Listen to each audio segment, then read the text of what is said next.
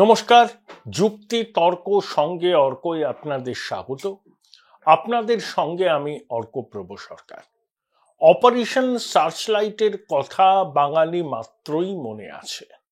1971 সালের 25শে March operation searchlight শুরু হয়েছিল। ইয়াহিয়া খানের নেতৃত্বে পাক বাহিনী রাজাকার আল বদর আল শামসের সহযোগিতায় মুক্তিযোদ্ধাদের নির্বিচারে খুন করেছিল বাংলাদেশে। বহু মানুষ মারা গিয়েছিলেন। সেই সংখ্যা, প্রকৃত সংখ্যা বলা আমার পক্ষে সম্ভব নয়। যারা ইতিহাসের চর্চা করেন তারা নিশ্চয়ই জানেন কত মানুষ মারা গিয়েছিলেন। সরকারি মতে একটা, বেসরকারি মতে একটা, কিন্তু ওটা 25শে মার্চ বাংলাদেশের ইতিহাসে বা ভারতীয় উপমহাদেশের ইতিহাসে কাল রাত্রি নামে পরিচিত। 25শে মার্চ রাত 12টার পর, মানে 26শে মার্চ, 32 নম্বর ধানমন্ডি থেকে শেখ মুজিবকে গ্রেপ্তার করে পাক বাহিনী। তখনই শেখ মুজিব স্বাধীনতার ঘোষণা করেছিলেন। আমি অপারেশন সার্চলাইটের কথা আপনাদের বললাম কেন?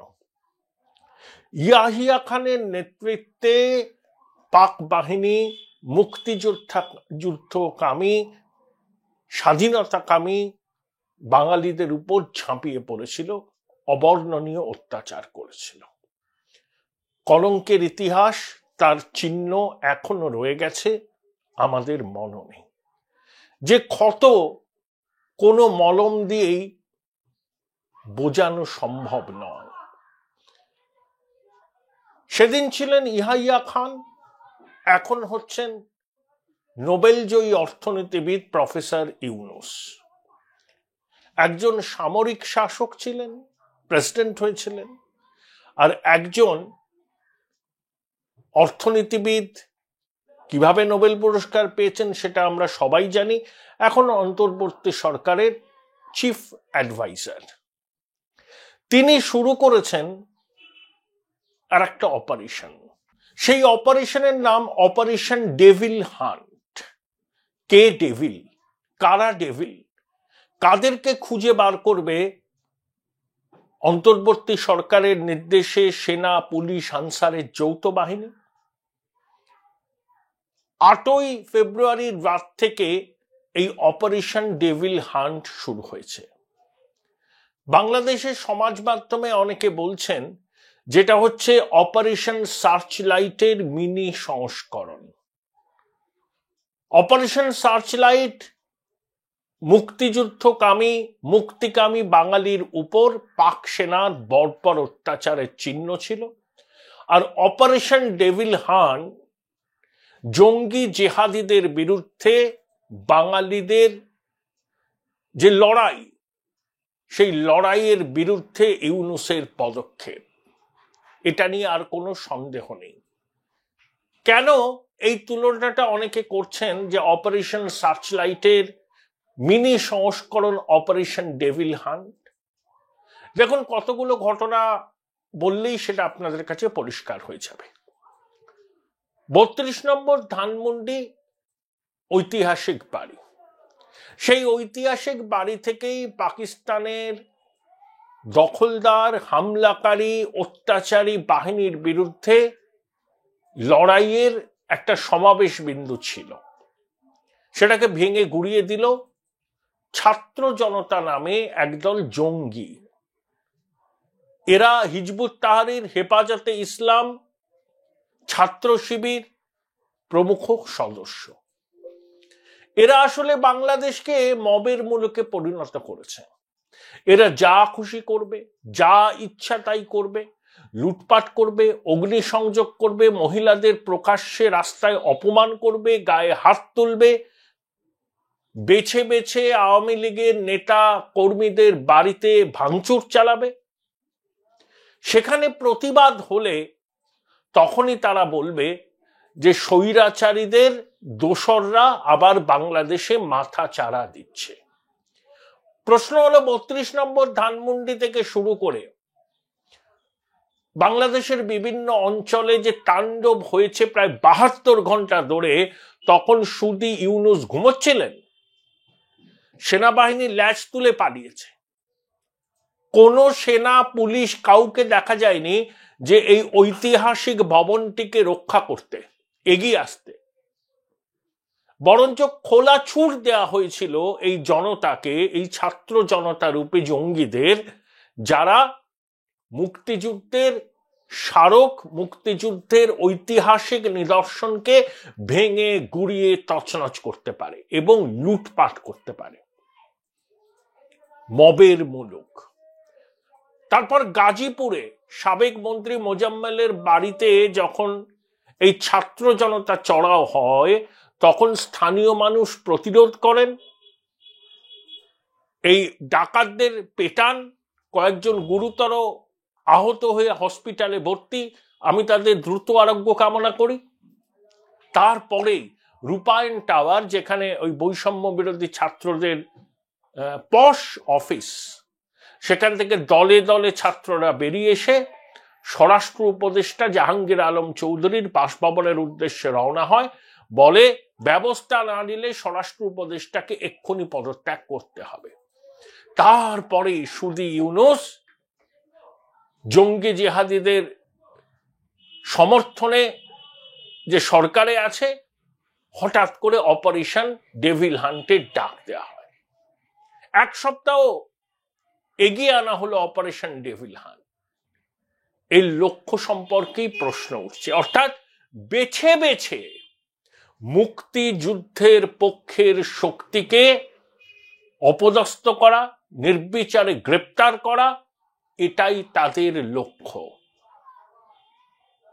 চোখ বুজে ঘুমোচ্ছিল ইউনুস যখন 32 নম্বর ধানমন্ডিকে ধূলিসাৎ করে দেওয়া হলো, যখন বিভিন্ন অঞ্চলে মানুষ আক্রান্ত হলেন, এমনকি এক অভিনেত্রীর বাসভবন আক্রান্ত হলো, দুজন অভিনেত্রীকে জিজ্ঞাসাবাদের জন্য তুলে নিয়ে যাওয়া হলো, এক মহিলা প্রকাশ্য রাজপথে হেনস্থা হলেন, তার গায়ে হাত পড়ল, তখন ইউনুসের ঘুম ভাঙেনি।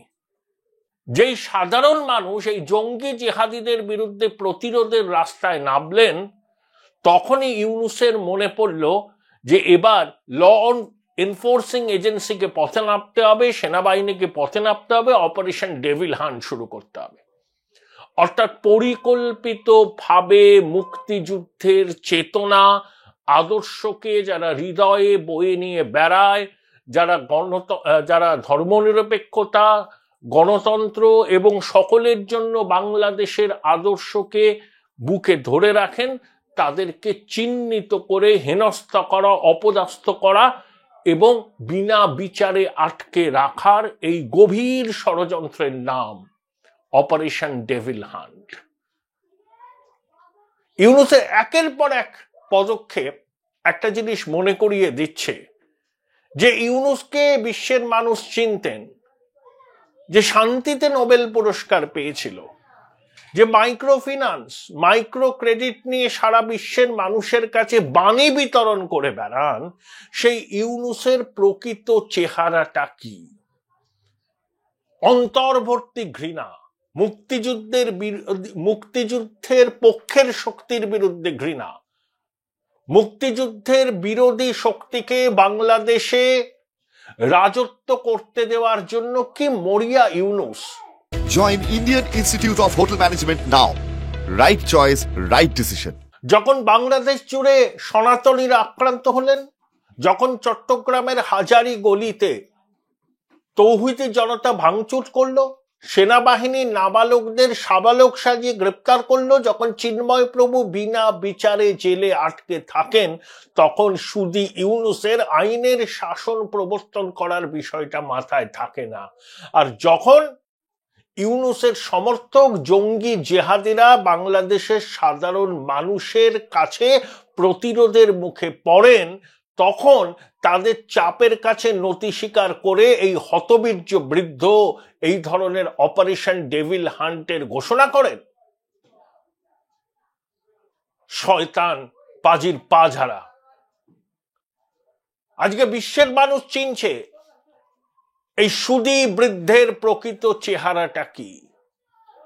ও নিজে রাজাকার, ওর উপদেষ্টারা রাজাকার। জঙ্গি জেহাদিদের সমর্থনে যে সরকার চলে, সেই সরকারের যিনি মাথায়, তিনি নিজে জঙ্গিবাদের সমর্থক, জঙ্গিদের নেতা। এটা নিয়ে আর বোধহয় কোনো সন্দেহের অবকাশ নেই। ঘুমোচ্ছিলেন, 72 ঘন্টা ধরে লাগাতার তাণ্ডব করলো ছাত্র জনতার নামে একদল দুষ্কৃতী। তখন আপনার সেনাবাহিনী, পুলিশ কোথায় গেছিল? যেই বাংলাদেশের মানুষ প্রতিবাদ করলেন, ডাকাতি রুখে দেওয়ার চেষ্টা করলেন, আংশিক সফল হলেন, তখনই অপারেশন ডেভিল হান্ট, অর্থাৎ বেছে বেছে আওয়ামী লীগের কর্মী সমর্থকদের গ্রেপ্তার করবেন, মুক্তিযুদ্ধের পক্ষের শক্তিকে ভয় পাইয়ে ঘরে বসিয়ে রাখবেন। এত ভয় মুক্তিযুদ্ধের চেতনাকে রাজাকারের বাচ্চা ইউনূস। বড্ড বার বেড়েছে লোকটা। অসাংবিধানিক অনির্বাচিত সরকারের প্রধান 86 বছরের বৃদ্ধ হতবীর্য ইউনূস বাংলাদেশের মুক্তিযুদ্ধ কামী জনতার উপর অত্যাচার করার জন্যই অপারেশন ডেভিল হান্টকে ছাড়পত্র দিয়েছে। আমরা বুঝি না। আর কথায় কথায় ভারতের দিকে অভিযোগের আঙুল। অভ্যন্তরীণ সমস্যা মেটাতে পারে না, জঙ্গি রাষ্ট্র বাংলাদেশ হয়ে যাচ্ছে, পাকিস্তানের কোলে বসে নাচছে, ভারত বিরোধী চক্রান্তকে উস্কানি দিচ্ছে, আইএসআই ডিজিকে রেড কার্পেট পেতে অভ্যর্থনা জানাচ্ছে। সে পাকিস্তানের পক্ষের শক্তির হাত শক্ত করার জন্যই এই অপারেশন ডেভিল হান্ট চালু করেছে।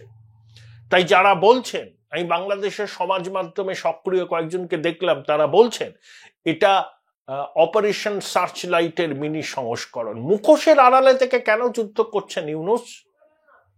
মুখোশটা খুলে ফেলে সরাসরি বাংলাদেশের স্বাধীনতাকামী মানুষের বিরুদ্ধে যুদ্ধ করুন, দেখুই আপনার দম কিরকম। বলুন যে বাংলাদেশের এই অস্তিত্ব আমরা মানি না, বাংলাদেশ ঐতিহাসিক ভুল করেছিল 71 সালে, বাংলাদেশের উচিত পাকিস্তানের সঙ্গে মিশে যাওয়া বা পাকিস্তানের কলোনি হিসাবে থেকে যাওয়া। এটাই তো আপনি চান। এত ছলা বলা কৌশল, মিষ্টি মিষ্টি কথা, সবার জন্য বাংলাদেশ, ঢাকেশ্বরী মন্দিরে গিয়ে মিষ্টি মিষ্টি কথা, এই সুধীর সব তো এক্সপোজ হয়ে যাচ্ছে। বিশ্বের মানুষ তো আপনাকে চিনে নিচ্ছে, আপনার প্রকৃত চেহারাটা কি। আপনি জঙ্গিদের নেতা, শুনে নিন, আপনি জঙ্গিদের নেতা। মুখোশ পরেছিলেন, সেই মুখোশটা খুলে গেছে। লড়াই করতে চাইছেন, সরাসরি বাংলাদেশের মানুষের বিরুদ্ধে যুদ্ধ ঘোষণা করুন। বলুন আমি হেফাজতের পক্ষে, আমি হিজবুত তাহরিরের পক্ষে, আমি পাকিস্তান পন্থীদের পক্ষে, আমি মুক্তিযুদ্ধের চেতনাকে বাংলাদেশে টিকে থাকতে দেব না। সেই জন্য 53 বছর পরে হয়তো ইয়াহিয়ার আত্মা ইউনূসকে অনুপ্রাণিত করেছে প্রতিশোধ নেবার জন্য। সেই জন্যই আবার অপারেশন ডেভিল হান্ট চালু করেছে। দুরাত্মা তো, দুরাত্মার ছলের কোনো অভাব হয় না। ইউনূস দুরাত্মা। বিশ্বের মানুষের ভুল ভেঙেছে এই ভদ্রলোক সম্পর্কে। একটা শয়তান, এ স্বাধীনতা বিরোধী, গণতন্ত্র বিরোধী শক্তির অবিচ্ছেদ্য অঙ্গ। যেই জঙ্গি জেহাদিরা বলল যে মানুষ প্রতিবাদ করছে, প্রতিরোধ করছে, অমনি অপারেশন ডেভিল হান্ট। আপনারা লুটপাট করবেন, ছাত্ররা আগুন ধরিয়ে দেবেন, এরপরে তো বাড়ির মেয়েদের নিয়ে টানাটানি করবেন। সেদিনও বেশি নেই, দূরে নেই। পাক বাহিনী কি করেছিল বাংলাদেশের মাতৃশক্তির সঙ্গে 71 সালে আমরা জানি। মাতৃশক্তি লাঞ্ছিত হয়েছিল, অত্যাচারিত হয়েছিল। তাদের কান্না কিন্তু এখনো শোনা যায়, অন্তর থেকে শুনতে হয়। শুধু ইউনূস তো মুক্তিযুদ্ধ বিরোধী শক্তি, এতদিন চুপ করেছিল। এই সুযোগ পেয়েছে ও প্রতিশোধ নেবে মুক্তিযুদ্ধের পক্ষের শক্তির বিরুদ্ধে। তাই অপারেশন সার্চলাইটের মিনি সংস্করণ অপারেশন ডেভিল হান্টও চালু করেছে। শোনা যাচ্ছে টুঙ্গিপাড়ায় শেখ মুজিবের সমাধি ভাঙচুর করা হবে। এটাই নাকি লক্ষ্য? মির্জা ফখরুল ইসলাম আলমগীরের জামাই অস্ট্রেলিয়া থেকে টুঙ্গিপাড়ায় শেখ মুজিবুর রহমানের সমাধি ভেঙে গুড়িয়ে দেওয়ার আহ্বান জানিয়েছেন। শোনা যাচ্ছে জামাত, হিজবুত, হেফাজত এবং বিএনপির একটা অংশ রাতের অন্ধকারে টুঙ্গিপাড়ায় শেখ মুজিবের সমাধিতে হামলা চালিয়ে ভেঙে গুড়িয়ে দেবে। আওয়ামী লীগ নাকি এই পরিকল্পনার আগাম আঁচ পেয়ে তারা নিজেরাও মরিয়া যে কোনো মূল্যে টুঙ্গিপাড়ায় শেখ মুজিবের সমাধিকে তারা রক্ষা করবে। আর জামাতের আমির বলছেন পাগলামি বন্ধ করো, নইলে দেশ গৃহযুদ্ধের দিকে যাবে। এত দেরিতে বুঝলেন শফিকুর সাহেব? ক্ষমা চেয়েছেন বাংলাদেশের মানুষের কাছে ৭১ সালে আপনাদের ভূমিকার জন্য। আপনারা যে পাকিস্তানপন্থী শক্তি এটা পৃথিবীর মানুষ জানে, বাংলাদেশের মানুষও জানে। যতই ছলা বলা কৌশল করুন, নির্বাচন হলে সম্মিলিত ইসলামিক জোট এখনো বাংলাদেশে ১৫% বেশি ভোট পাবে না। চ্যালেঞ্জ রইল। আপনি শান্তির ললিত বাণী শোনাচ্ছেন, এই জঙ্গি জেহাদিরা শুনবে? শুনবে না। কিন্তু জামাতের তো একটা অবস্থান আছে, সেই অবস্থানে তারা এখনো অনড়। তারা মনে করে যে সমস্ত গরিব মুসলমান ভাইয়েরা মুক্তিযুদ্ধে লড়াই করেছিল তারা ভুল করেছিল। ওরা মুক্তিযুদ্ধ মানে না। ওদের মতে বাংলাদেশের সৃষ্টি জিন্নাত দ্বিজাতি তত্ত্বের মূলে কুঠারাঘাত। ওদের একটা স্টান্স আছে, সেটা কনসিস্টেন্ট। কিন্তু ইউনূস, শান্তির নোবেল পাওয়া ইউনূস বাংলাদেশে অশান্তির রাজ কায়েম করছে। ধর্মীয় সংখ্যালঘুদের এথনিক ক্লিনজিং করার পরিকল্পনা করছে। ইসকনকে বলছে ওরা জঙ্গি সংগঠন। কুমিল্লায় ইসকনের নামগান হচ্ছে, সেনা গিয়ে বলছে ইসকন জঙ্গি সংগঠন, জঙ্গি সংগঠনের ঠাঁই নেই বাংলাদেশে। আর পাঁচিলের বাইরে তৌহিদি জনতা বলছে ইসকনকে হত্যা করো। আপনারা ভুলে গেছেন ওইসব স্লোগানগুলো? নিরাপত্তায় দাঁড়িয়ে একটা একটা ইসকন দল ধৈরা ধৈরা জবাই কর। কি করেছেন আপনি তখন? কোথায় আপনার পুলিশ, সেনা? তাদের টিকি দেখা যায়নি।